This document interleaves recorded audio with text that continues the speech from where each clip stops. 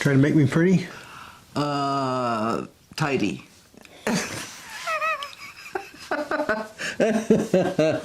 We can't all be pretty. Sometimes we're thrilled if we're tidy. Hey friends, you're watching BrainStorm Acres. I'm Henry. And I'm Irene. As you may notice, we're inside the house. Yep. This morning's show that we published had a really great intro. Both of us standing out there, talking together. Guess what? Good near thing. The wind is just howling. It's been howling for days and days, but it's gotten progressively worse. Sustained winds today in pretty much all of northern Arizona, about 35 miles an hour with gusts way up 50, 60. And I would be surprised if it weren't higher than that sometimes. I mean, you're walking across the yard, and if you're not paying attention, it'll knock you over. You'll lose your balance. We're going to talk about why are we doing all this technology in order to hook up StarLink. So stay tuned and you'll see what we're doing.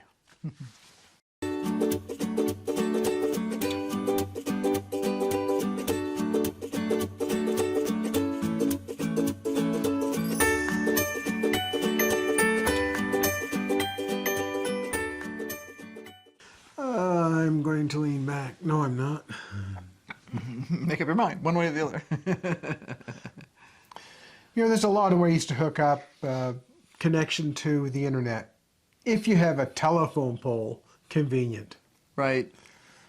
One way to do that is with a copper wire or a piece of fiber optic if you have a fiber optic drop nearby. You can use cell phones. We're using satellite internet here for a couple of reasons. Do you remember why, Irene? Well, there's no cable here, and there's no fiber optics here, so satellite uplink or phones are pretty much the only options that exist. Now we're 6.2 miles from the nearest cell system base station, which is pretty close. But when I talk to the cell providers, they say, oh, you're too far away. Right. I mean, it never ceases to amaze me. Here we have an interstate that runs through our town. One of the major interstates, because basically it's 10, 40, 70, 80. That's the ladder that goes up the United States, east to west, coast to coast. And we're right near 40, and yet the number of areas on 40, which is a massive truck transport route, a massive driving route for tourists and buses and you name it, no cell service on a bunch of that. None, zero, and no phone boxes. Yeah, we use our cell phones as an emergency backup for when we need an internet connection. We've been using a high orbit satellite through Viasat. It was originally Wild Blue Yonder or something like that, and it's been a whole different number of names. Yeah, over the years. Just every time you turn around, you're paying the same bill or slightly higher, but it's to a different person.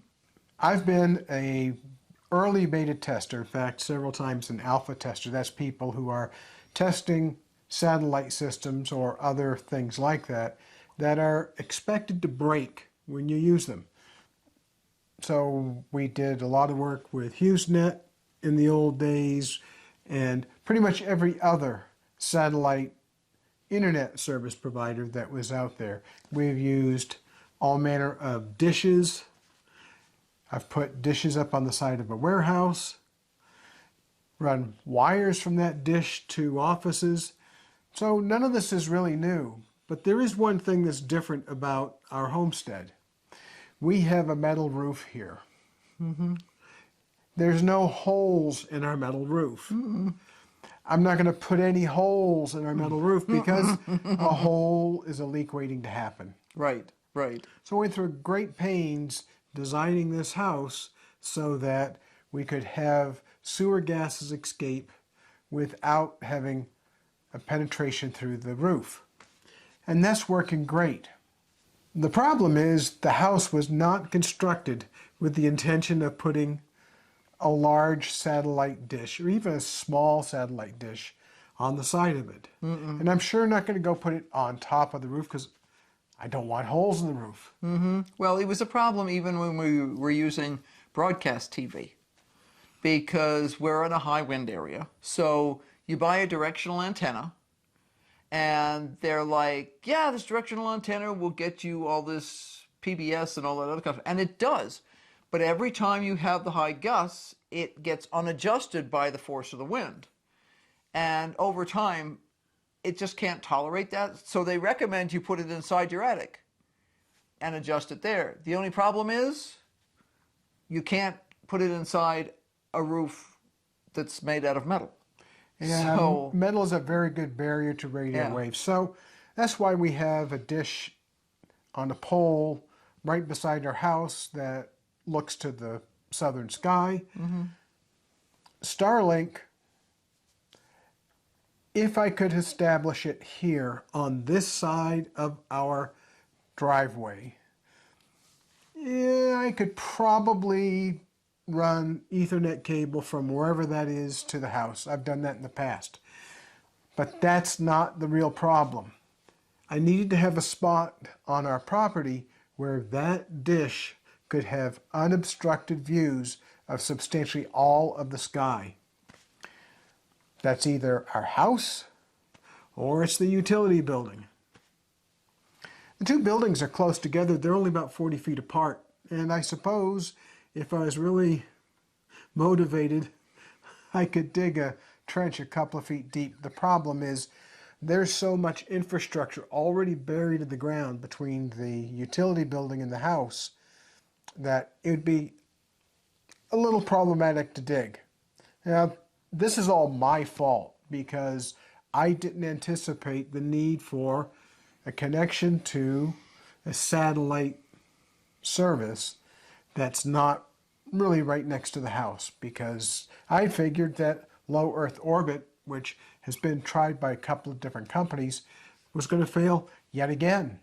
right, and because we had, which had pretty good connectivity, but by the time we finally told them to stuff their dish somewhere, they wanted like $300 a month. And that's a high Earth orbit satellite system. It worked pretty well, but no matter Sucked what, electricity like crazy. They lied about every aspect of their service to us. Absolutely everything. We caught the machine turning on without us asking it to in the middle of the night and doing all kinds of, we were trying to figure out why our electric system was draining down, all this kind of stuff. It was one disaster after another. We finally told them to take their crappy machine back, and then they wanted to charge us a ridiculous amount of money, and we told them to stuff that too. And the next thing we knew, like less than a year later, there was a monster class action suit against them, and all the bills and nasty grams and everything else from them went away. so going back to why are we going through all this pain and suffering? We put the mast up on the utility building to hold the StarLink antenna. It was an interesting job. The wind started off moderate, and yesterday it got to be pretty ferocious. Well, it was turning like, it was like somebody was playing with a switch, like a dimmer switch. You'd be sitting there and it'd be moderately okay, so you get a little teeny bit done, and all of a sudden somebody would rev that thing up. And then you're like, oh, this is too dangerous, we have to stop now. And then it would come back down a little bit, and you think, well, I can go back out again. No, I can't. The problem in putting that antenna up and the mount up to begin with was that there were gusts that were coming along that were 10 or 15 miles an hour higher than the steady state wind that we were having. And on top of that, we were having wind change directions sometimes, which made the whole thing pretty dangerous. That's why when I was standing up on top of the utility building and I was holding onto Irene's waistband, it's because we don't have a safety harness. If I'd had a safety harness, that'd have been the second time that I'd used it. The first time was when I put the roof on. But I definitely would have used it this time because the wind was just It was too awful. much. And today was twice as bad, at least. So why am I installing this wireless stuff in the utility building? Well, the answer is very, very simple. if all I was trying to do is go between the utility building and the house, it's about 40 feet, so I'd probably be digging, probably something like 80 feet of trenches. And it would take time because you have to be very careful. The problem is, this is not the only place now that I want to have access to the internet. I also want to have access to Irene's studio, which is 100 feet that direction. The utility building from here is about 140 feet that direction. Oh, from here, yeah, because we're at the other end of the house here. So there's multiple places that I need to have internet connectivity, or at least I want to have internet connectivity, because there's a lot of things that we want to do now that I didn't anticipate 17 years ago. Well, we thought it was going to be pretty, well, you know, you can't always anticipate where technology is going to go. That's the best way to summarize it. For a while, they worked pretty well. And then as they filled up, as basically they oversubscribed their systems, and then people started doing things like streaming. So it wasn't just your email anymore. It was now all this downloading tons of stuff because they want to watch, you know, Downton Abbey, and they want to watch this movie, and they want to watch that movie. And they were totally oversubscribed. So it went from having pretty decent connectivity at a reasonable price to pretty lousy connectivity at that same price. And then they said, well, you can up this. So you wind up gradually upping it as far as they'll let you up it. But then at some point, that is just as crappy as it was before you upped it. Yeah, so we've tried all manner of different ways of connecting. Right now, my objective is to get our property, that's the studio, the house, the utility building, and the greenhouse, and possibly even the water tanks, connected via Wi-Fi. And the way that I'm doing that is what's called a mesh network. Now, if you're interested in knowing more about how mesh networks work, let me know, and I'll be happy to do a special show about that. There's a bigger issue that's worth talking about a little bit, and that is, if you're going to be off-grid, do you need all this technology? And the answer, no, you don't need it, unless you want to have, some kind of streaming service to your place. In our case, we do YouTube uploads. That's a lot of what we use for our bandwidth.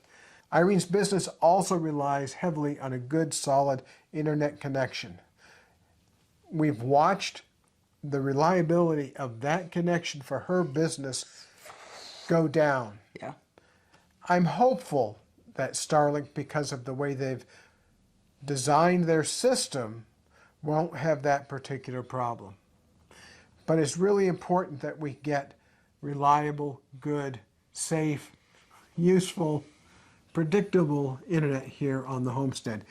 If you don't need to have immediate access, sure, drive on into the library and use the library connection. In our town, the library connection is about as good as a cell phone, which is not very good. It was just really problematic in terms of what do you do around here. It's not like you can go to some internet cafe around here. Does anyone in town have internet for the public?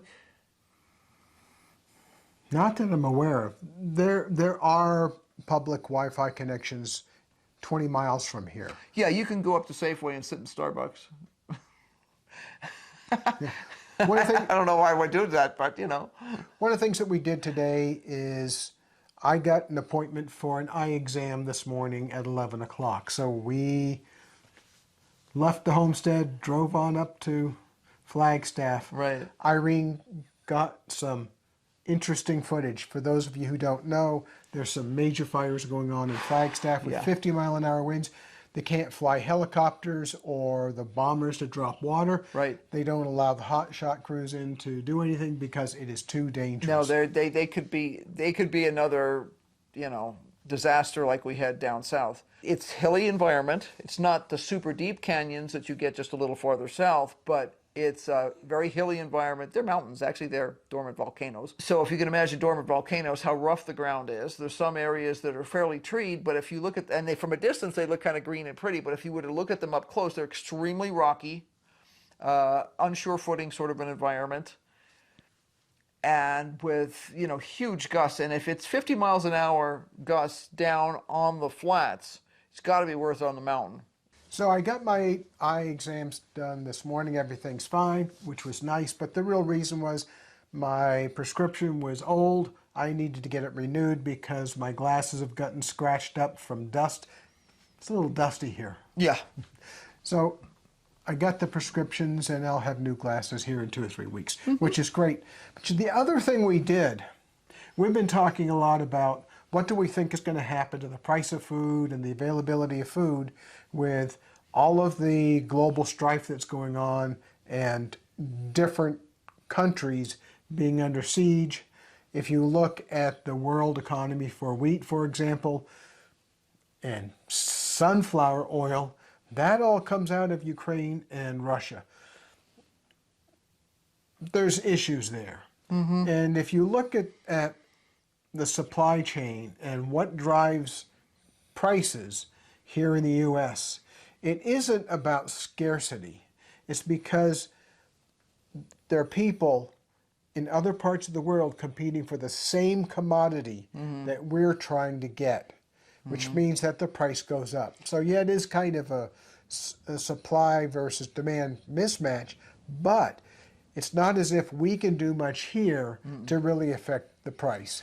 Well, and we know that sriracha, for instance, which is, you know, a type of chili sauce, is already in short supply. I looked at the shelves out of curiosity today. No regular sriracha on the shelves at Walmart. There were spots where they used to be. They still had some of the chili sauce that they make. There's a different kind of chili sauce that they make that uses the sriracha pepper, but it, you know, that stuff, you can't get it. And the company that makes it, which is in California, I think, has already told people, if you don't have it in stock, you're not going to get it. The spring crops of chili peppers were fail. So we're already getting crop fails. We have had a terrible time. Our winter crops here were great, but we've had a terrible time with rodents and stuff this spring already, and lost a good bit of the stuff that we had put outside. Basically, they ate the brassicas, they ate the flowers, yeah, they chewed the drip emitters. Yeah. So we have a few things that are still doing fine. They don't seem to, knock on wood, particularly care for carrots. Good. I like carrots. So our friend Dan at Home in the Sticks did a show in the past couple of days about what they're doing. One of the things that we did today is we went ahead and we picked up a bunch more dried commodities, and those are primarily things like rice and beans, nuts, things Sugar. that we don't have here. Yeah, one of the things that Henry and I are pretty adamant about is sugar. We're not huge users of sugar, but we don't want any sugar that just says sugar on it, because some huge percent, I want to say over 80% of the sugar beets that they make sugar out of are GMO. And we really work hard to avoid GMO. So that means we have to buy cane sugar. You know what we have to do? But Say goodbye. yeah, I have to put all this stuff away. It's my job to label everything. Picked up some more flour because we know flour will be in short supply at some point. Nothing is going to get cheaper. Nothing is going to get cheaper. That's probably true. Yeah, it's just not. I mean, we know that inflation is high. So if we have a stash of something that's not going to spoil, for instance, pinto beans or cane sugar, if we don't use it right away, it's safely stored. It's going to be bug-free, moisture-free, all those kind of stuff. Yeah, my hallway doesn't look great with stacks of Beto buckets, and I don't care. You know, I'm not Beto buckets. Food safe buckets with gamma lids. Right. I was thinking alphabet, and I got the wrong letter. It's the gamma lids. The gamma lids, if you're not familiar, you get the plastic buckets with the snap-on lids. And those snap-on lids, man, they can wreck your fingers if you're not careful. But you can get what they call gamma lids, which has that same outside ring that snaps on, but then it's just a big twist-off center, and they work like a charm. We've picked them up on Amazon before. Our Home Depot down in Prescott sometimes has them in stock. Home Depot frequently has them in stock. A lot of the buckets that they sell in their paint department, you have to check the individual buckets, but a lot of those are actually food safe. And so we buy the food safe ones, which come out of Massachusetts, which we always get a kick out of because we used to live near there. And then I get the gamma-lids, and we've got airtight, bug-proof environments. I have piles of the little oxygen absorbers I can throw in for things that I really am concerned about. They can sit there for a very long time, and they get dusty in my hall, and I dust them periodically and collect the cat fuzz from in between the buckets. But other than that, You know, if you don't say goodbye, you're never going to get this silly thing done. And it'll be 9:30 and we'll be eating dinner. I want to eat sooner. Me too.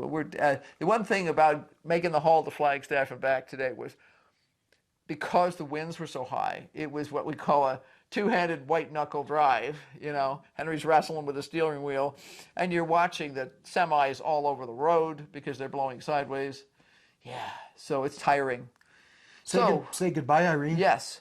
So yeah. Wise. Anyway, so Better being a wise than a dumb. I know. That was a few of the people driving on the road today who thought it was a great idea to run up on semis and things like that. That's like Say goodbye. Jumping off a cliff. Anyway. So until next time, be sure to like, subscribe, and hit that notification bell because we got lots going on. And I actually have a cool little video I want to do, hopefully tomorrow, on some stuff that I bought, and I want to warn people about it. It's not a disaster, but it's something that you think you got it all worked out, and you don't. And I was able to fix it because I knew what I was looking for. But gosh, if you didn't know what you were looking for, I don't know how the heck you'd fix it. So, yeah. So, until then, bye. Bye. Keep brainstorming. Yeah, we are, for sure. And Jack, he's just taking a nap. And the cat's locked out. Jack's tired. He ran all the way to Flagstaff in the back seat. He almost never naps in the car. He has to run back and forth the whole time. Okay, I'm going to go turn off the camera. Bye.